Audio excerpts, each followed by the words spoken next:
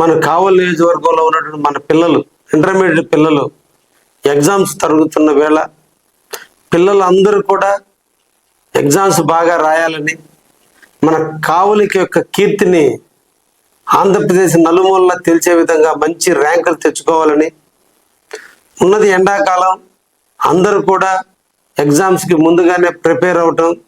తల్లిదండ్రులు కూడా పిల్లల్ని ప్రోత్సహిస్తూ వారిని ఎగ్జామ్ హాల్కి సాగనంపే దాంట్లో వాళ్ళకి ధైర్యాన్ని ఇవ్వండి అని, పిల్లలందరూ ధైర్యంగా ఎగ్జామ్స్ రాసి మంచి మార్కులు తెచ్చుకోవాలని